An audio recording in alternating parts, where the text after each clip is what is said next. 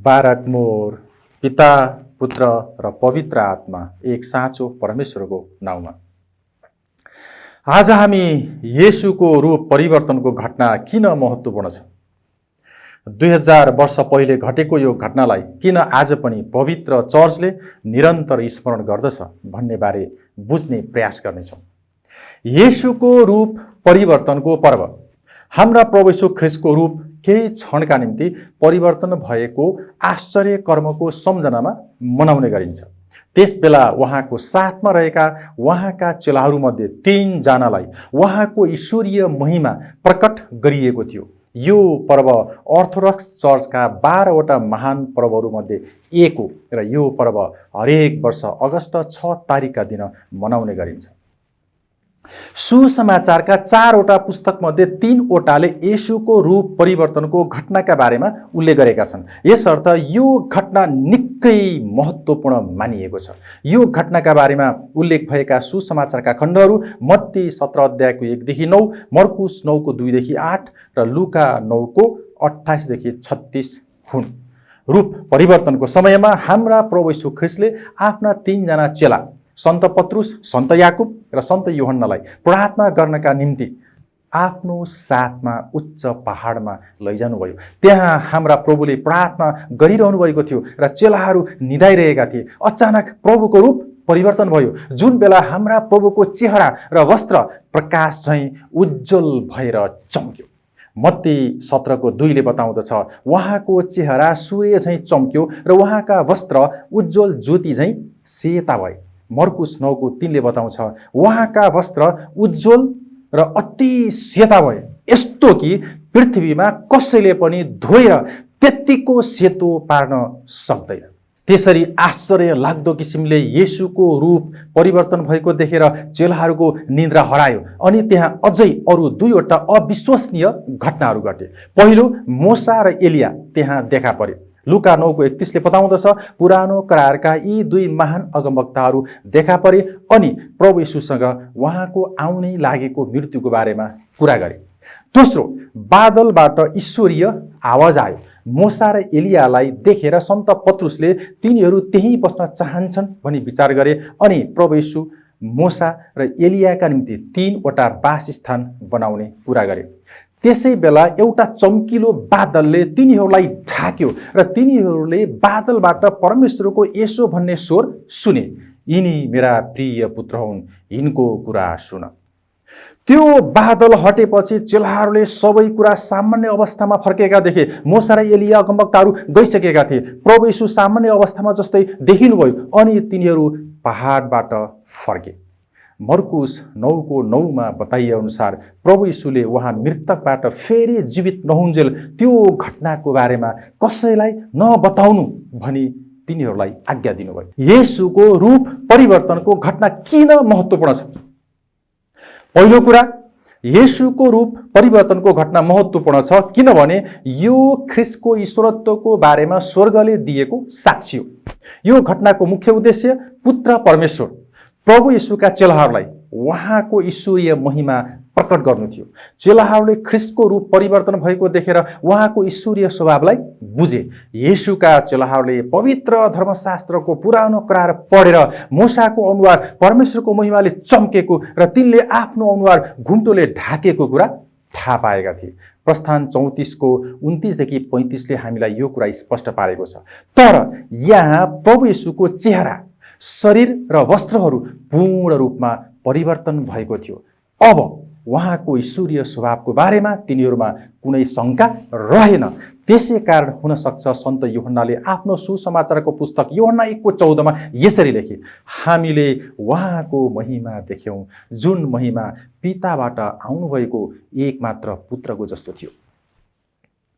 दोस्रो कुरा, येशूको रूप परिवर्तनको घटना महत्त्वपूर्ण छ किनभने यसले ख्रीष्ट परमेश्वरको पुत्र हुनुहुन्छ भन्ने कुरा प्रमाणित गर्यो। पहिले ख्रीष्टको बप्तिस्माको समयमा पिता परमेश्वरले स्वर्गबाट प्रभु येशूको विषयमा बोल्नुभयो अनि फेरि उहाँको रूप परिवर्तनको यो घटना पिता परमेश्वरले स्वर्गबाट उहाँको बारेमा बोल्नुभयो र यिनी मेरा प्रिय पुत्र हुन् भनी घोषणा गर्नुभयो। रूप परिवर्तन यहुदी चेलाहरूका निम्ति येशू सर्वशक्तिमान परमेश्वर यहोवाका एक मात्र पुत्र हुनुहुन्छ भन्ने महत्त्वपूर्ण प्रकाश थियो।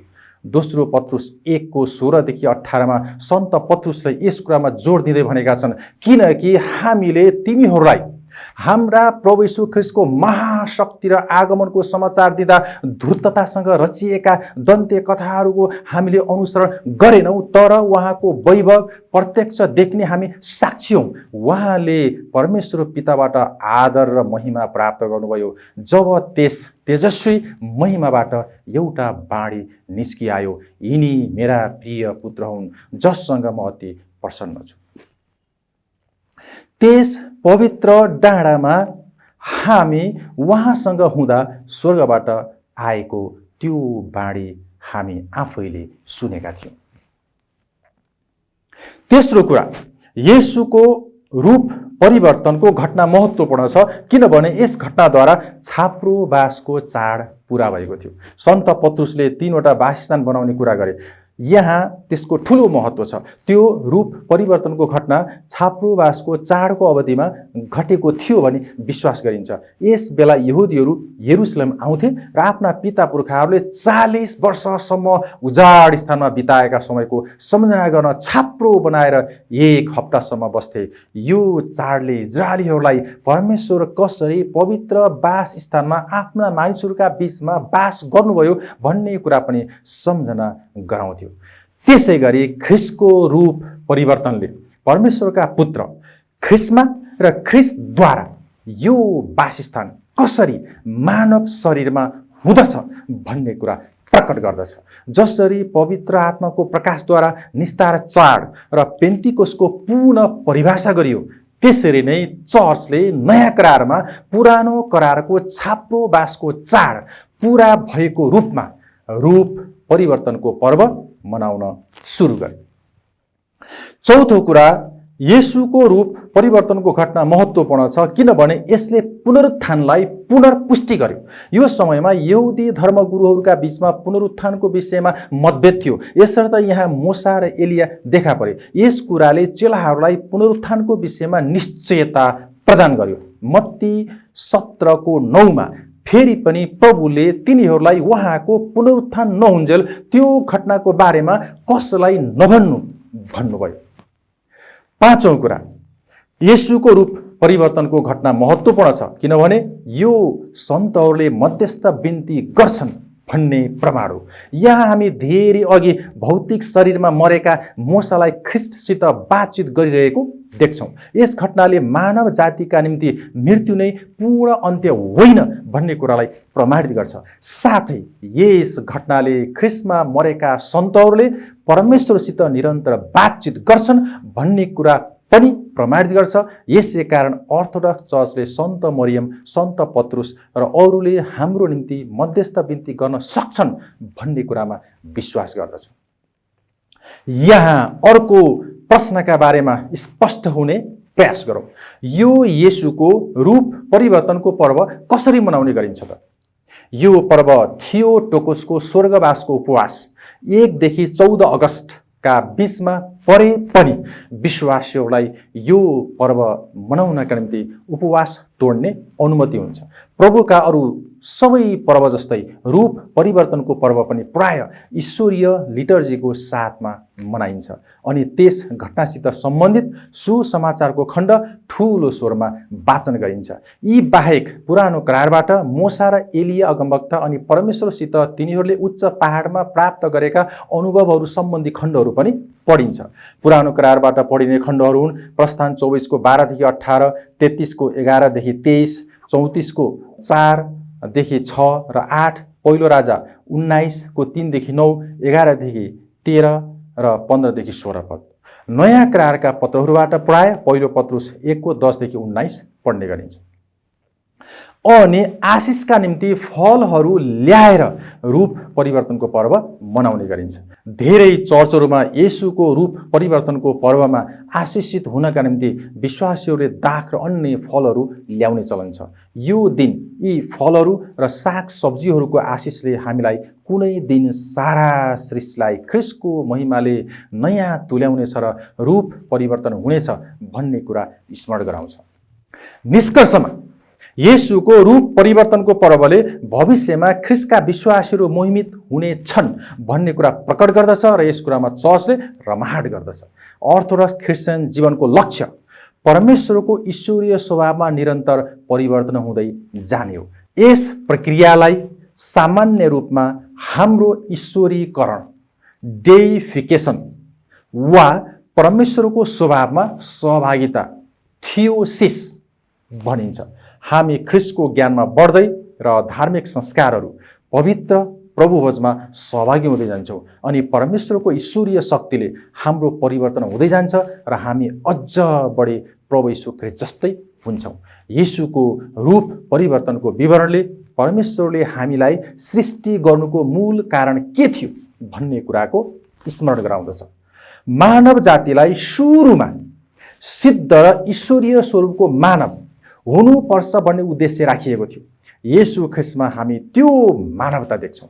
अर्को शब्दमा हामी परिवर्तित हुन, हाम्रो आफ्नै शरीरद्वारा ईश्वरीय ज्योति प्रकट गर्न र संसारलाई आकर्षित गर्न र सन्तको जस्तो जीवन जिउन बोलाइएका हौँ। येशूको रूप परिवर्तन अभ्यासहरूमा निर्भर हुन्छ। अर्थोडक्स चर्चले प्रार्थना, उपवास र संयमताका अभ्यासहरूलाई धेरै महत्त्व दिन्छ। रूप परिवर्तनका यी अभ्यासहरूले हाम्रो स्वभावमा परिवर्तन ल्याउन सहायता गर्छन् भनी हामी विश्वास गर्छौँ। रोमी 12 अध्यायको 1 पदमा सन्त पावलले भनेका छन्, संसारको ढाँचामा नचली पवित्र र परमेश्वरका निम्ति ग्रहण योग्य हुन अनि आफ्नो मनमा नयाँ भई पूर्ण रूपले परिवर्तित हुन हामी बोलाइएका छौँ। यी अभ्यास वा पवित्र बानीहरूले हामीलाई पवित्रतातर्फको हाम्रो यात्रामा सहायता गर्छन्।